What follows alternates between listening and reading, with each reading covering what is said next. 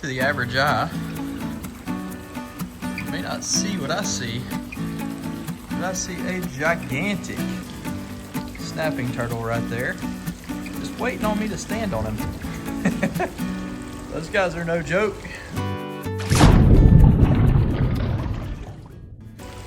They can snap a toe off super fast. I know you always hear me talk about them, but this is a pretty clear spot and a really good visual of one to give you an idea of the size. He's probably 16 inches in diameter. If I had to guess, he probably weighs close to 40 pounds.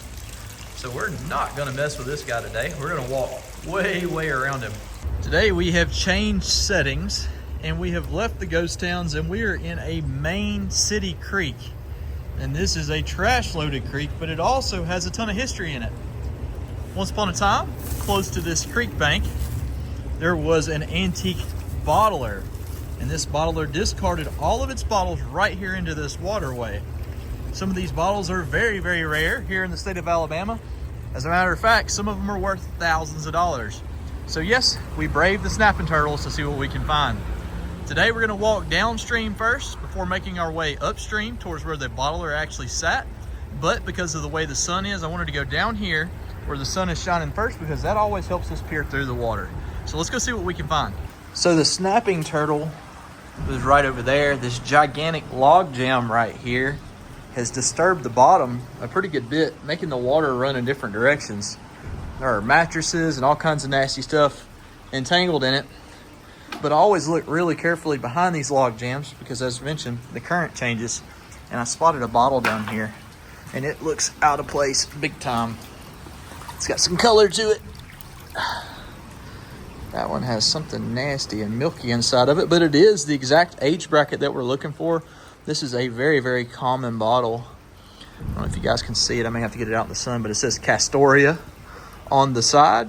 And I don't know what kind of nasty white stuff is in there, but we'll take that. That is a very common bottle, as mentioned. Not very valuable, worth a few dollars, but it's still probably circa 1920, 1910-ish. So we're talking about well over a century old, and we'll take that all day long. Look at that guy right there, crawfish. This creek is loaded with wildlife to be in the middle of a city. It's kind of crazy. Some of the biggest crawfish that I've seen are right here in this waterway. There's also a ton of leeches. That's why I got my waders on today. So we're still under the bridge. Pick the Castoria up right there. Walk back here a few steps. I see a bottle right down here. Let's take a look at it. Nah, it's gonna be more modern. 40s or 50s more than likely. Could be up into the 60s. We got a newer Coke bottle that I can see. See how there's no embossing on it, how much taller it is. And again, this is just a trash loaded creek. We're not gonna be able to carry everything out of this one, guys. We do our fair share though and try to get as much out as we can. Another Birmingham hobble skirt. Here's a good soda piece right here, it looks like. Oh yeah, look at that. That would have been a new grape, which would have been a grape flavored soda. This one's from Birmingham, Alabama that's broken. This would have been deco period from the 1920s. So you can see how quickly we jumped 40 or 50 years within about a foot, and then there's a weed eater. So there's all kinds of stuff in this creek. As mentioned, we have found a lot of modern stuff. There's also some older stuff that's interesting. All I saw was that MT. Bottom to a pot, I guess, maybe. Huh. Very different. So we could find anything in here, guys. I have found a gun in here in the past. We found cap guns, screwdrivers. I mean, it's a abundance of mainly trash, but occasionally we find a treasure like that Castoria bottle. So I'm willing to kind of brave it, and these waders give me a false sense of confidence against the nastiness, but I have a feeling we're going to find a few more things today, considering that Castoria bottle was right on top. First cell phone of the day. Going to be a throwback to about 20 years ago. It's only half of it. Doesn't belong in here though, so let's get it out. Got one laying here. I could tell that the top was gone. Oh, that's a Chericola. That's going to be a 1915, 1916 era Chero. You can tell by the embossing that's up top. This one is from Birmingham. Does have a heel chip, so it's not going to make a good whiskey glass, but it shows you the potential of the age of bottles that could be here. So let's keep going, see what else we can find. Standing up above this one, I see a bottle right in the center of the screen. Can't tell if it's old or not, or if it's whole. It's kind of in a fast water section. It looks like it's gonna be modern now that I'm closer, but let's look together. Yep, modern. Oh man, not what we're looking for. Something you guys may have noticed is that we haven't been finding very many marbles lately. And that's because there is a marble season. And the marble season is when the leaves are not blocking the bottom of the riverbed. You can tell, like looking at this gravel bar right here, everything is grown up over top of it, and then we have leaves falling as well. Probably the next time we'll find marbles, unless we just get very fortunate, will probably be within about 2 months, because by then all the leaves will be off and everything should have washed off of the top of these creek bars, and all of the grass that's here will have died too. So it just kind of opens it up and makes it where we can actually see the smalls. So we've got a VCR tape. I don't even want to know what's on that. And then right here, you've got a 3.5 inch floppy disk. It's just a straight throwback in this creek, guys. Any guesses on the type of hubcap it is? I'm gonna say Plymouth. It's just a wild guess. I don't know, definitely 80s. After seeing that snapping turtle, I am being pretty cautious around the grass. Like this right here, we can't see anything below it. That's why I like these forks. I can take and stick it down in front of me and just kind of wiggle it for a second. Make sure that I'm not standing on one of those 40-pound turtles. Because I've not found a set of waders yet that has steel toes. And I forget what the compression or the amount of bite force that a turtle, like a snapping turtle, actually has, but I'm pretty sure a steel toe would be the solution to that. Maybe that's what I need to invent. Waders for people in the South. Always a good sign when you start seeing these necks like this one. That is definitely cork top era, so we know that we're getting closer to the good old stuff. See a side to a bottle right there in front of us. It may just be that, but I wanted to check it live with you guys. It is just the side. Wow. But man alive, that is a Pepsi drum. This is the only creek we've ever found these in. We found 2 in them, and they're a little bit newer. They're like, I would say post-deco period, but these drum Pepsi Cola bottles are very sought after, and they are a beautiful bottle. As a matter of fact, I'll share the clip for the very first one I found in here right now. There's one right down here. Let's see what it is. Oh man, that's nice. Holy cow, that's nice. That's a Pepsi Cola. Oh man, that's nice. That's a super nice Art Deco Pepsi. I cannot believe that, guys. Awesome. It doesn't look like it has a town on it though, so I'm a little sad about that, but I don't know that I've ever seen one of these. Man, that makes me feel good. This was buried right next to this large railroad plate, and I raked it up before I turned it on. Another nice Chero. The embossing's much stronger on this one with a broken top. This one's from Columbus, Georgia, which is where this company originated. And this is a very, very common one. This is actually the most common Chero that you can find is from Columbus, Georgia, because of, again, that's where they originated. Dodge Viper, anyone? And I remember when this was the car to have back in the late 1990s. I painted my first car actually Dodge Viper blue. This one's seen better days. I wonder if the transmissions held up better in these than they did all the other Dodges.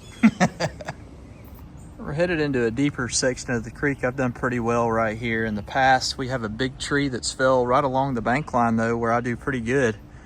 I'm gonna probably try to work my way over into it. You can see we're about 3 foot deep, and I can still see straight to the bottom though. And so it makes it where I can see really well until I cloud myself out. And that's why I'm walking upstream and not down, is to prevent the cloud from catching up with me and overtaking me, making it where I can't see. By murk, I mean this. You can see I step down here and all the sediment floats to the top. I see a bottle right here. We're gonna grab it though real quick before the murk catches up. Again, we are looking for whiskey glasses today. And you may have guessed it by now though, the bottler that sat here was a Chero Cola bottler. And this one's from Birmingham. Again, big hill chip. Not something we can use for a whiskey glass, but we'll take it out of here. Here's a really good example of looking really hard. The heel of a bottle right there. If I had to guess, it's probably another Chero, and it could be broken, but as soon as you walk past one like this, it will be whole. And that one was almost whole. Wow. Birmingham again. Top's gone. Again, these are all dating to around 1915, 1916. That one's in a little better shape. Ah, another heel bruise. The rocks in here are what's getting them. I have a running theory with this rock wall that you see, that it's possible that they backfilled it with the bottles, and the bottles have washed out from underneath it. This little ledge right here has produced quite a bit of bottles for me, which is quite a bit lower than that rock wall. As a matter of fact, I found a Fuqua dairy right there, and it was a really good milk, one of the better milks I've ever found. That looks like a milk. There's a bottle, and then right up there's a bottle. All are deep. We're gonna go after the milk first. And get wet. Oh, it's deep. Please be embossed. It is embossed. Holy cow. This may be something really killer, guys. I cannot make it out. It's got too much moss growing on it. Holy mackerel. I don't know that I've found an embossed milk this year. It says, oh, it's from Birmingham. I can see that. Let's see, guys. I'm sorry I'm having a hard time holding the camera. It says T-U-D-U-A, Tuda? Or F, no, it's a F. U-D-U-A, Fuda Bros, Birmingham, Alabama. And there's no damage. Holy mackerel, guys. That is a fantastic find. That is a milk that I don't have that I needed for my Birmingham collection. Wow, that was worth diving for. Oh, spilling mud all over myself. That's been exposed for a long time, but the water clarity's been crap lately, so I haven't been able to see it, but you can tell by the moss that's growing on that. Let's see a couple of things. I see another Chero here. This one is broken in reverse to most. Most are broken at the top. I've been trying to save these, and we're going to cut this one right below the embossing, and we're turning them into lamps, like lampshades. So that's actually, oh, it's got a flash up there. Dadgummit. Ah, I thought that was going to be the one I can make a lamp out of, because I haven't found a Chero like that yet. But again, doesn't belong in here. My bag's already getting heavy from the amount of glass I picked up. Let's see what this one is together, though, before I turn the camera off. Again, it's kind of non-stop. I'm just picking one up after the other through here. This would have been a Buffalo Rock. Yep. You can see the embossing right there. Another Deco period bottle. See a hobble skirt bottle. There have been quite a few 1915 and 1923s in here. Oh, it's got a hole in the bottom. Let's just see how old this one would have been. Okay, it's just a Pat D, which means that it's not the 15 or the 23. Down here you have a date code. This is going to be a 1949. So older, but not quite old enough. There is a big fish that I'm chasing up this river. I don't know what kind he is, probably a carp. But he has disturbed the bottom about every 50 feet. I get close to him, and then he sees me, and then he goes wild. We're gonna let the camera run for a second and see if I can catch him. I mean, all of this murk that you see, that's from him. Be curious to see if I can tell what kind he is. I saw his fin stick out of the water up here because of how shallow it is. That's what makes me think that it's a carp.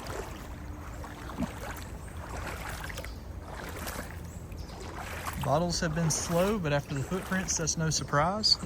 That does not mean that somebody did not miss something good. Again, making videos. We have a ton of people that figure out where we are. And if you ever see or recognize where I'm at in the videos, that's because I didn't mind you coming to the spot. Only joking. We do not own the rivers and creeks. Again, most of these are public right-of-ways here in Alabama if they are navigable with a kayak or a canoe. This particular site here, though, I have met the people on all sides because I've been walking it for so many years now, and they have all been really nice. I found him. There he is. You have been messing my water up all day. He's about 2.5 foot long, guys. That is a big fish. That is crazy. He's letting me get this close. I guess I've kind of got him backed into a corner over here. My gosh. Yep. That would have scared me to death, guys, if that would have ran into me in the water and I wouldn't have known what he was. That is a big fish for this little city creek, I'm telling you. The biodiversity in this creek is insane. Yeah, you see how fast he murked that water up with his tail? I bet he was 15 pounds at least. The cloud's coming, so I'm gonna be quick about pulling it out, but I see a heel of a bottle right here and it looks like a soda. Hey, I got a whole one of some kind. Got a whole Chericola, how about that? Finally, after all the pieces today, I figured, oh, it's a Columbus, so it is another common one. But that's okay, it's in good shape. Again, it's about 110 years old. The lip's in good condition, so is the heel. We'll absolutely take that. That is pretty neat. And it looks like the tumbler will probably take care of any of the rash that I'm seeing on it. So it's been a little while since we've done a Q&A. We've been getting a few more questions, more along the personal lines. So I'm gonna answer those as we're walking along kind of live. Let's see what this is real quick together. What that is. Oh, brakes off of a bicycle. Never know what's gonna be in here. So the very first question that we're actually gonna answer today is, somebody said, how old are you and Miranda? So I am 38 years old and Miranda's gonna kill me. Guess what? She's the same age. We were both born in 1987, so we're not quite 40 yet, but it's coming up really quickly. Kind of piggybacking off of that question and the answer to it, some people have wondered how long we've been married. So we got married kind of young. We got married back in 2006, so we've been married 19 years so far. And we've enjoyed mostly every minute of it, just like any married couple. We've had some struggles through the years, but it's done nothing but draw us closer together. That looks like a pretty good piece to something. Okay, that would have been an RC Cola. I can tell by the paneling that's on it. So that's two kind of personal questions on that level. The other question that we got that I'm going to talk about real quick is not on a personal level, but is more along the lines of the hobby itself. We've answered this several times in the past, but we've added quite a few new people. And that is, how did you get into this? How did you learn how to research? All of that good stuff. And let's see if we can pull this bottle out right here. Before I answer that, let's see if it's a good one. Nope, broken. It's like a side to a good thick one though. Look how thick that glass is. So, my dad has been doing this kind of stuff since the late 1970s. He got into antique bottles in the 80s. I think a lot of people get confused because we make videos about bottles, and we usually know what the bottles are that we're picking up in our area, that they think that we're bottle experts, and we're not. I've never claimed to be a bottle expert. I'm good at finding stuff. How about that? I know about the antique bottles in our area because we have found so many through the years. It's like one of those things, once you find one, a lot of times you find the same stuff over and over again when you're in the same area. So we know about the bottles that we have found. But if I find something that's from out of state, for instance, or in another town that I don't frequent, oftentimes I have to dial a friend. So for those of you that always ask me about appraising or looking at bottles or IDing them, if you don't live in Birmingham, Tuscaloosa, Walker County, Talladega areas, sorry, I can't help you. I don't know anything about the bottles in those areas, to be truthful. I can tell you if it's old usually and give you an idea of the age, but I won't be able to tell you about the rarity. That's just being completely transparent. There's thousands and thousands and thousands of bottlers out there. So the way that I got into it though was because of my dad. My dad has been doing it, like I said, for longer than I've been alive. He passed down a couple of spots to me, and then some of his buddies that are in the same age bracket were nice enough to share with me as well their areas. And then in time, I learned from experience how to start spotting Bud Light, how to start spotting the sure enough signs that, okay, we're in a good area to find stuff. And so the last 10 years, it's really been down to me honing my own skills and finding my own sites. And 80% of our sites though are going to be sites that were passed down to us. 20% are going to be new ones, and it only gets harder. You got to think the longer we go about our lives, the more people are getting into this, and the more videos that are out there, the more people that are interested, and that's all good. We want people to be interested in this hobby. but at the same time, it makes it more difficult to find good areas. So again, if you're getting into this hobby, don't get frustrated. Sometimes to find a dump, I mean, I've spent 2 to 3 years researching before I found a good dump site. And creeks are no easier. It takes sometimes 6 months of walking every creek in a town before you find the hot spot in the creek beds. Thankfully, I spent enough time in the last 10 years to find most of the hot spots in all of the local creeks. However, it doesn't provide a ton of variety. Look right there. Nice old shoe sole. I think it's leather. I don't know. Yeah, it feels leather. But the stitching, I don't know if you guys can see that or not, is really close together. And I think that was machine made, so it's not super, super old. Old enough. But it's a fun hobby, and we want people to get into it. So that answered 3 questions that we get hit with pretty often. Again, we don't get a chance to answer everybody in the comments section. So what I would like for you guys to do is, if you have a question for us that you would like for us to answer, drop it in the comment section below, and I may not answer you right away, but what will happen eventually is later on in time, I'll be able to answer it in video form like I've done today. So one more question that we get asked pretty often is, where at in Alabama are you located? Well, we were located in Jefferson County, not too far outside of Birmingham, but with our recent move, we actually live in Tuscaloosa now. So we're in the central part of the state, but my job takes me basically all the way from Nashville to Florida now. And so I get to jump in just about any creek I want to in between there. And I like it that way. So I keep my waders in the truck, keep my detectors in the truck, and it gives me opportunities to be able to scout in between my assistants within cutting tool accounts. I think I see a good piece of glass right here.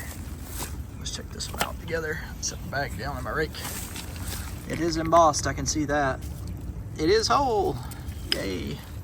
We'll take that. What are you? Get it upside down. It says the name St. Joseph's. And I'm having a hard time making out the bottom. Oh, assures purity. Heck yeah, we'll take that. That's not a bad looking little bottle. And pretty clean too. I saw footprints back there and I'm gonna stop. But one of the things I've been trying to tell myself this year is, don't let the foot traffic scare you. Be better than the people that were here before you. So I take my time and I look in places that most people won't. And these grassy reeds right here are much harder to search in than the creek water. This creek is probably done until the winter floods. That happens occasionally this time of year because of how dry it is. Now the level to this creek is not very low, and that's because there's a spring that feeds it. And it being spring fed is another reason why the water clarity is so nice here. However, because of it being a city creek, as mentioned before, just because it's spring fed does not mean that it's not polluted, and it doesn't have a buildup of E. coli. So there are ways to check the E. coli levels in your rivers. I recommend doing that if you try to do what I do, especially if you're not wearing waders. Last thing you want to do is get some kind of like flesh-eating bacteria or something crazy. So be cautious out there, guys, in city creeks. When we're in the old ghost town creeks, they don't bother us as much. That is going to be a modern one, I believe, but I spotted it from over there and wanted to come look. Yep, another modern one. Doesn't belong in here though, so let's get it out. One other trick is if you're in a creek that other people walk, like I am today, I always come up on the banks because most people are not going to carry out the bottles. They're just going to throw them up here along the bank line and look at them to see if I can find any whiskey glasses.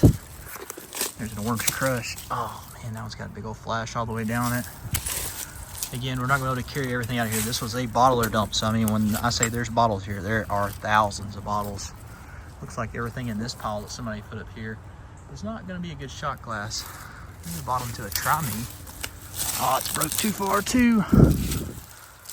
That is the cooler one though, that has the patent date with 1924 on it.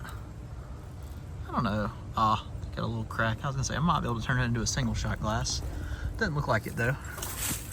Put this in the pile. I do pick a few of these up at a time, but today I've already filled my backpack up, so I can't carry that many. Here's some more over here. Maybe we got either a whiskey glass or something hiding. Hey, there's my lamp. I was looking for a lamp. See, somebody threw this one up there. It's got a fairly decent top on it. Again, a 1915 Chero, but what we'll do is we'll come down here and cut it and string it up and make a lampshade out of it. See another Chero broken at the top. It's like a, I don't know what year Coke that is. Let's see. Hey, that's a 1923. You can see right there. December 25th, 1923. That one's from Birmingham. We'll take that one with us. I can make a whiskey glass out of that one. Got a tall Coke. Let's see what this one is. Another Chero, 6.5 ounce. Big heel bruise on that one. Can't do much with it. And it looks like these are the only two piles that are along this bank line.